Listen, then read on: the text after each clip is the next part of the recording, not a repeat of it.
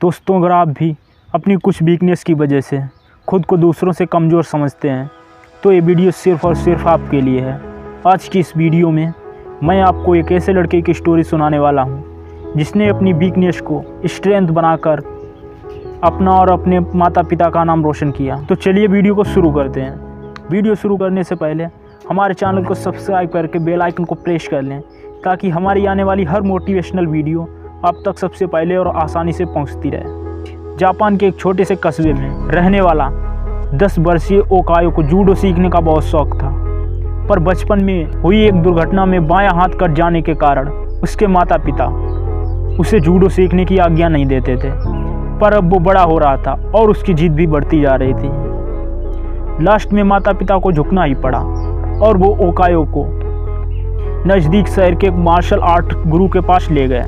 गुरु ने जब ओकायो को देखा तो उन्हें आश्चर्य हुआ कि बिना बाएं हाथ का लड़का जूडो क्यों सीखना चाहता है। उन्होंने पूछा, तुम्हारा तो बायां हाथ ही नहीं है, तो भला तुम और लड़कों का मुकाबला कैसे करोगे? लड़के ने कहा, ये बताना तो आपका काम है। मैं तो बस इतना जानता हूँ कि मुझे सभी को हराना है और एक दिन खुद को मास्टर मतलब सेंसेई बनना है। गुरु उसकी सीखने की दृढ़ शक्ति से काफ़ी प्रभावित हुए और बोले, ठीक है, मैं तुम्हें सिखाऊंगा, लेकिन एक शर्त है, तुम मेरे हर एक निर्देश का पालन करोगे और उसमें दृढ़ विश्वास रखोगे। ओकायो ने सहमति में गुरु के समक्ष अपना सर झुका दिया। गुरु ने एक साथ लगभग 50 छात्रों को जूडो सिखाना शुरू किया। ओकायो भी अन्य लड़कों की तरह सीख रहा था, पर कुछ दिनों बाद उसने ध्यान दिया कि गुरुजी अन्य लड़कों को अलग अलग दांव पे सिखा रहे हैं, लेकिन वह अभी भी उसी एक किक का अभ्यास कर रहा था जो उसने शुरू में सीखी थी। उससे रहा नहीं गया और उसने गुरु से पूछा, गुरुजी, आप अन्य लड़कों को नई नई चीज़ें सिखा रहे हैं, पर मैं अभी भी बस वही एक किक मारने का अभ्यास कर रहा हूँ। क्या मुझे और चीज़ें नहीं सीखनी चाहिए? गुरुजी बोले, तुम्हें बस इसी एक किक पर महारत हासिल करने की आवश्यकता है। और वो आगे बढ़ गए।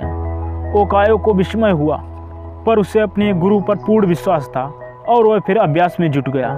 समय बीतता गया। देखते देखते 2 साल गुजर गए, पर ओकायो उसी एक किक का अभ्यास कर रहा था। एक बार फिर ओकायो की चिंता होने लगी और उसने गुरु से कहा, क्या अभी भी मैं बस यही सीखता रहूँगा और बाकी सभी नई नई तकनीकों से पारंगत होते रहेंगे?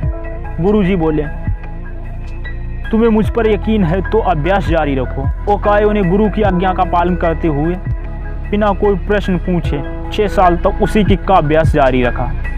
सभी को जूडो सीखते 8 साल हो चुके थे कि तभी एक दिन गुरुजी ने सभी शिष्यों को बुलाया और बोले, मुझे आपको जो ज्ञान देना था वो मैं दे चुका हूँ और अब गुरुकुल की परंपरा के अनुसार सबसे अच्छे शिष्य का चुनाव एक प्रतियोगिता के माध्यम से किया जाएगा और जो उसमें विजयी होने वाला शिष्य होगा उसे मास्टर मतलब सेंसेई की उपाधि से सम्मानित किया जाएगा। प्रतियोगिता आरंभ हुई। गुरुजी ओकायो को उसके पहले मैच में हिस्सा लेने के लिए आवाज़ दी।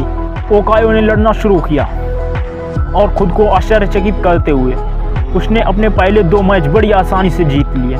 तीसरा मैच थोड़ा कठिन था, लेकिन कुछ संघर्ष के बाद विरोधी ने कुछ क्षणों के लिए अपना ध्यान उस पर से हटा दिया। ओकायो को तो मानो इसी मौके का इंतजार था। उसने अपनी अचूक किक विरोधी के ऊपर जमा दी और मैच अपने नाम कर लिया। भी अपनी सफलता से आश्चर्य में पड़े ओकायो ने फाइनल में अपनी जगह बना ली। इस बार विरोधी कहीं अधिक ताकतवर, अनुभवी और विशाल था।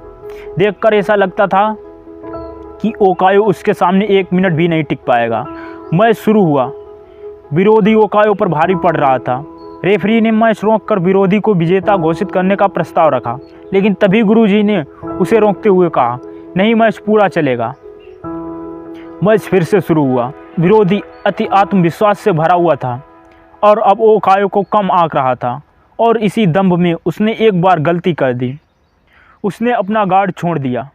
ओकायो ने उसका फ़ायदा उठाते हुए 8 साल तक जिस किक की प्रैक्टिस की थी उसे पूरी ताकत और सटीकता के साथ विरोधी के ऊपर जड़ दी और उसे ज़मीन पर धराशायी कर दिया। उस किक में इतनी शक्ति थी कि विरोधी वहाँ मूर्छित हो गया और ओकायो को विजेता घोषित कर दिया गया। मैच जीतने के बाद ओकायो ने गुरु से पूछा, सेंसेई, भला मैंने ये प्रतियोगिता सिर्फ एक मूव सीख कर कैसे जीत ली?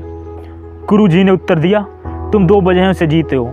जूडो की एक सबसे कठिन किक पर अपनी इतनी मास्टरी कर ली, शायद इस दुनिया में कोई और यह किक इतनी दक्षता से मार पाए।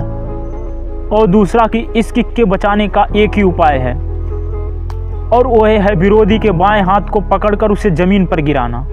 ओकायो समझ चुका था कि आज उसकी सबसे बड़ी कमजोरी ही उसकी सबसे बड़ी ताकत बन चुकी थी। मित्रों, ह्यूमन बीइंग होने का मतलब ही है इम्परफेक्ट होना। इम्परफेक्शन अपने आप में बुरी नहीं होती, बुरा होता है हमारा डील करने का तरीका।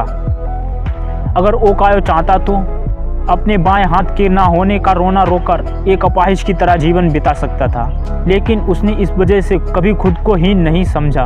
उसमें अपने सपने को साकार करने की दृढ़ इच्छा थी, और यकीन जानिए, जिसके अंदर ये इच्छा होती है, भगवान उसकी मदद के लिए कोई ना कोई गुरु भेज देता है। तो दोस्तों, वीडियो कैसी लगी? वीडियो अगर अच्छी लगी हो तो हमारे चैनल को सब्सक्राइब कर लें और अपने दोस्तों तक शेयर जरूर करें।